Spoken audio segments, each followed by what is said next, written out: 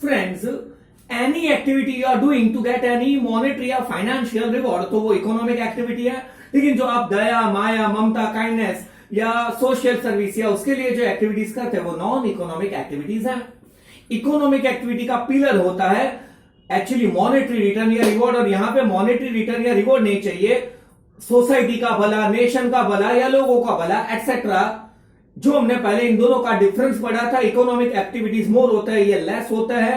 इसके सेंटर में इकोनॉमिक या फाइनेंशियल रिवॉर्ड होता है, इसमें नहीं होता है। इकोनॉमिक एक्टिविटी के टाइप्स होते हैं ना, जॉब, प्रोफेशन, बिजनेस, इसके कोई टाइप्स ही नहीं है।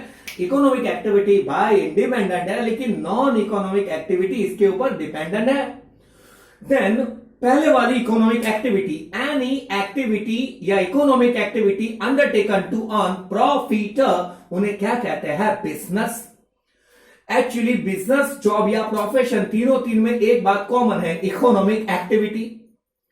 Integral part, exchange of goods जो फिजिकली है, मोबाइल फोन बाय करा, सर्विसेज का मतलब हो जाएगा सिम कार्ड या मीटर या ट्यूबलाइट बाय करना या electricity services. Economic activity exchange of goods and services, money के वाया, ये ऐसा होगा जो आप बिजनेस में भी लिखेंगे एज वेल एज स्टेट में भी लिखेंगे। कंटिन्यूअस मतलब ये एक्टिविटी कंटिन्यूअस परफॉर्म होनी चाहिए। आप घर पे किसी को खाने बुला दो, किसी एक दो पर्सन के डाउट दूर करे तो आप टीचर नहीं, कंटिन्यूटी होता है एक्टिविटी। देन आफ्टर कभी खुशी कभी गम, तरराम पम पम, मतलब रिस्क एंड अनसर्टेनिटीज। मैनमेड या नेचुरल रिस्क है, कभी प्रॉफिट कभी लॉस, वो झेलना पड़ेगा, रिस्क एंड अनसर्टेनिटीज। और बिजनेस टर्न यूटिलिटीज प्रोवाइड करे। जो हमने कल देखा था, converting raw material into finished goods, that is a form utility. Place wise अगर आपको यूटिलिटी मिलती है तो वो ट्रांसपोर्टेशन, जिन्हें प्लेस यूटिलिटी, और चीजें स्टोर रख के उसी टाइम पे अवेलेबल है वो टाइम यूटिलिटी वाया गोडाउन और वेयर हाउस आना चाहिए। ये बिजनेस के कैरेक्टरिस्टिक्स हैं। Now what is the main motto of the business? तो वो है प्रॉफिट। भाई क्यों प्रॉफिट मिलेगा? पैसे मैंने इन्वेस्ट करे, हार्डवर्क करा, रिस्क लेता हूं। हाँ, वीडियो के जमाने में कौन सा प्रॉफिट था यार? मैक्सिमम। मन अत्यारे कॉम्पिटिशन, गवर्नमेंट ना रूल्स અને रिस्ट्रिक्शंस, रीजनेबल प्रॉफिट, ये पहला इकोनॉमिक ऑब्जेक्टिव था प्रॉफिट। पर प्रॉफिट तो शॉर्ट टर्म टारगेट है, मैं अपनी स्ट्रेंथ बढ़ाऊंगा, फ्यूचर में मंदी में जोर का झटका भी धीरे से लगेगा, again investing profit in the firm. Long term target क्या है? Wealth maximisation. अब मैं रिसर्च भी करूंगा, फर्म को एक्सपांड करूंगा, डेवलप करूंगा, ग्रोथ करूंगा, हमारी रेपुटेशन बढ़ाने से अदर्स आता। ये थे इकोनॉमिक ऑब्जेक्टिव जो बिजनेस के फायदे में थे। नाउ जो सोसाइटी, कस्टमर, गवर्नमेंट के फायदे में, उसे कहते हैं सोशल ऑब्जेक्टिव्स। कि भाई मैं लेबर लॉस को फॉलो करूंगा, कंज्यूमर प्रोटेक्शन एक्ट है, अभी जो कोविड-19 का गाइडलाइन है वो है सोशल रिस्पॉन्सिबिलिटी। यार एम्प्लॉयमेंट प्रोवाइड करना है। लिज्जत पापड़ का एग्जांपल, महिला गृह उद्योग लिमिटेड, या तो बैकवर्ड रीजन में बिजनेस स्टार्ट करे तो गवर्नमेंट आपको ढेर सारे फेवर्स देंगे, वो वाला फेयर रेवानू, फेयर ट्रेड प्रैक्टिस, चीटिंग नहीं, और प्रॉपर गुड्स प्रॉपर वे से, मतलब कस्टमर नु खोटू बुच नहीं मारवानू एक्सेट्रा। देन आफ्टर आ जाएगा यार कौन सा था सोशल ऑब्जेक्टिव एक्सेट्रा, मैं भी भूल गया। और फ्रेंड आप घर पे ऐसे रिवाइज करो तो आगे बढ़ने का फिर याद आ जाए तो ठीक है। चलो एंड में सोचते हैं। मतलब फ्रेंड, एम्प्लॉइज को अच्छा पगार या सैलरी या वेजेस देना, उसे एक्स्ट्रा इंसेंटिव देना, गवर्नमेंट को इमरजेंसी में हेल्प करना, डोनेशन या चैरिटी अगर बन सके तो देना। अक्षय कुमार। तो फ्रेंड ये अदर सोशल ऑब्जेक्टिव्स थे वगैरह। फ्रेंड आगे अपन पढ़ने वाले हैं what are the types of risk. दो है, theft, robbery, change in taste, cheating, frauds. ये वाले कौन से रिस्क है? मैनमेड, फिर तो वो अर्थक्वेक, टॉर्नेडो, मतलब क्या कहते हैं, कोविड-19 फलाना ढिकना, ये कौन से रिस्क है? नेचुरल, दोनों से अपने बिजनेस का पूछ लगता है। ये थे टाइप्स ऑफ रिस्क। फिर हमने पढ़े थे कॉजेज ऑफ रिस्क। यार कंपटीशन है तो इसकी वजह से मेरी ग्राहकी टूटेगी, सेल या प्रॉफिट कम होगा।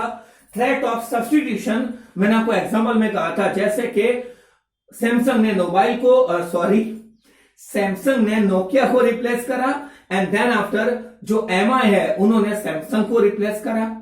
चेंजिंग टेक्नोलॉजी, तो अपनी जूनी टेक्नोलॉजी में पैसा नाखेला હોય એ તો ગયા, એનો બૂચ લાગી ગયું।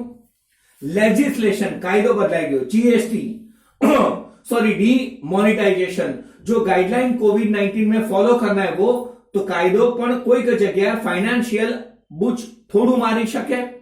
देन आफ्टर आ जाएगा एक्सीडेंट हो गया, मशीनरी का गुड्स को आते ले जाते वक्त कुछ ना कुछ हो गया, तो फ्रेंड ये फिजिकल रिस्क था।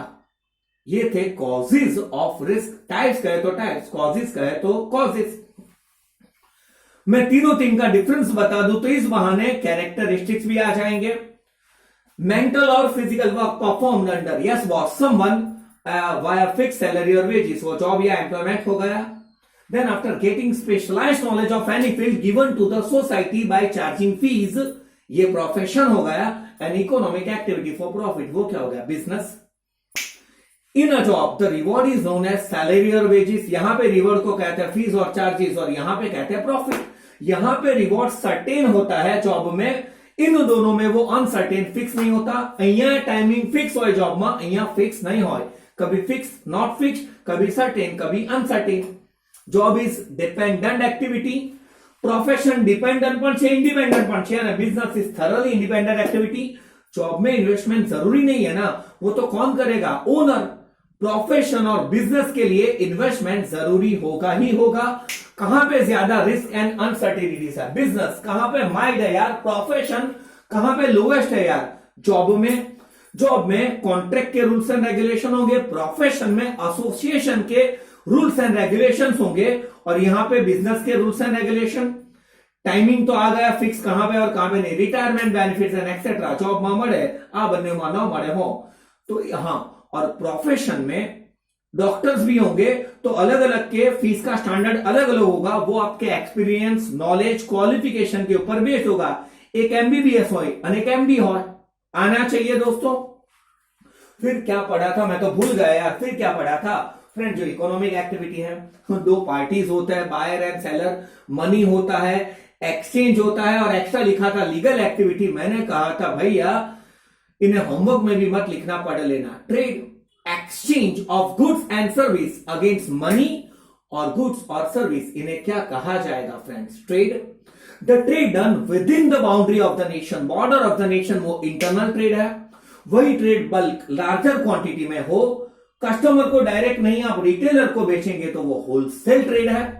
जो होलसेलर से खरीदेगा, कस्टमर को डायरेक्ट बेचेगा, नानी नानी कुंचम कुंचम क्वांटिटी में डील करेगा, वो कौन सा है, रिटेल ट्रेड। अच्छा, होलसेलर किसके बीच में लिंक है, प्रोड्यूसर एंड रिटेलर। रिटेलर को नहीं बच्चे से, होलसेलर एंड कस्टमर आना चाहिए। The trade done outside the border of the nation between different citizens, तो वो फॉरेन या इंटरनेशनल ट्रेड हुआ। If I bought any technology, assets, goods from other nation, तो इंपोर्ट्स करा। If I am selling goods technology to other nation, export થઈ ગયું। આમાં foreign exchange નો મામલો ધ્યાનમાં આવે, ડોલર, યુરો, ध्यान रखियो। उतना वाया मगल्ला, मतलब मैंने मशीनरी कहा था चाइना से नहीं खरीदते, अभी जापान से खरीदा और श्रीलंका को बेचा, तो फ्रेंड ये कौन सा ट्रेड हुआ, री export. Buying from one nation without entering in India, नहीं तो ड्यूटी भरवी पड़े ने, आ थोड़ू डिटेल में जाओ, कालोड આવી છે અને બીજા नेशन ने વેચી, तो એને री एक्सपोर्ट કહેવાય। तो ये ट्रेड के टाइप्स थे। मैंने कहा था ट्रेड यार लिमिटेड ही होता, लेकिन उसको कुछ फैसिलिटीज मिलती गई, तो दोनों मिलके बना वो कॉमर्स है।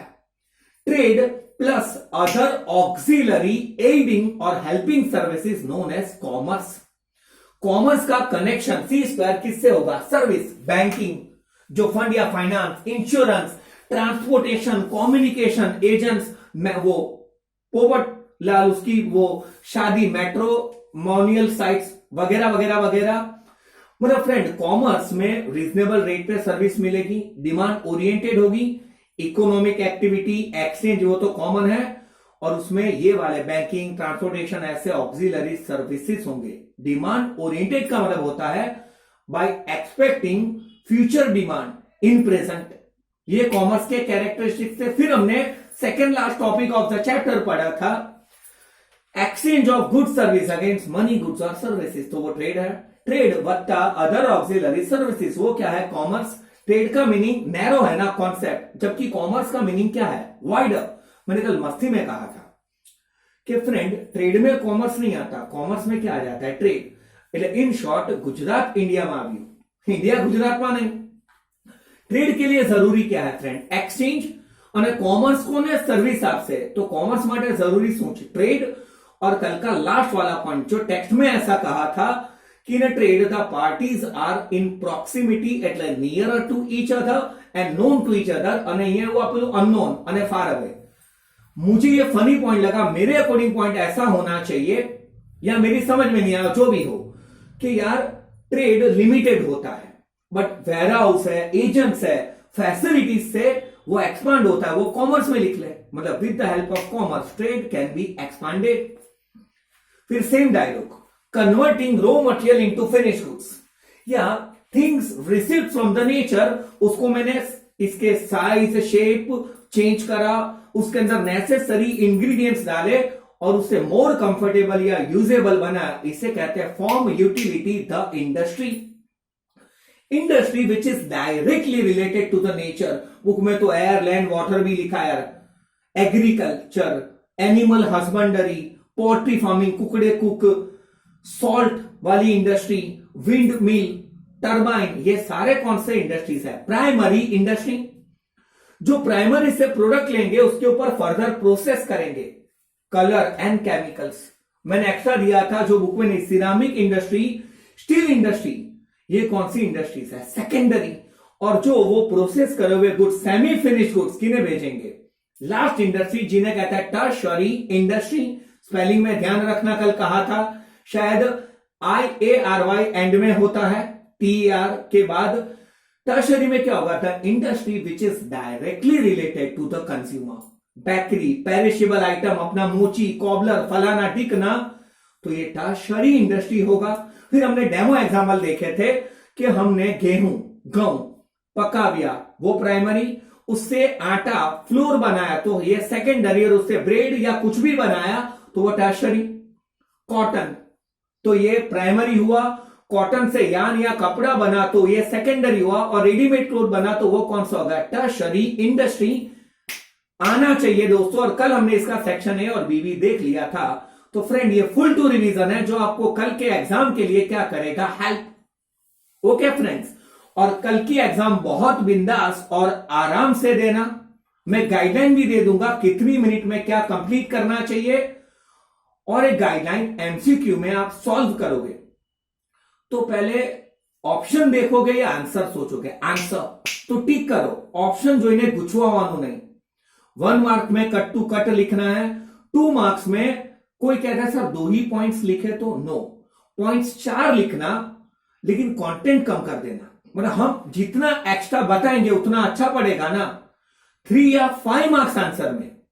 अगर आप इंट्रो देते हैं, मतलब डेफिनेशन, आंसर लिखते हैं और एंड में कंक्लूजन एट एक्सपर्टाइज कमेंट कि actually these are the benefits and how it is useful. આમ એન્ડમાં કઈ આમ વરિયાળી ખાવાની હોય ને ડેઝર્ટ, એના જેવું છે. तो फ्रेंड, और इन शॉर्ट में एग्जाम मार्क्स से ज्यादा जो एग्जाम में अपने मिस्टेक्स होते हैं इन्हें परखेंगे. कारण કે આપણી 90% सिली मिस्टेक હોય एग्जाम पते એટલે ओ मां तो आवड़તું હતું. इन्हें कम कैसे करेंगे और मेन एग्जाम अच्छे से कैसे देंगे, ये अपना फाइनल ऑब्जेक्टिव होगा. ये भाषण में कल देने वाला था एग्जाम के पहले, आज दे दिया, ध्यान में रखना. Okay friends. और कल के लिए ऑल द बेस्ट. एकदम धांसू परफॉर्मेंस करना. आज का अपना वीडियो कंप्लीट हो रहा है. बाय बाय दोस्तों, भागो.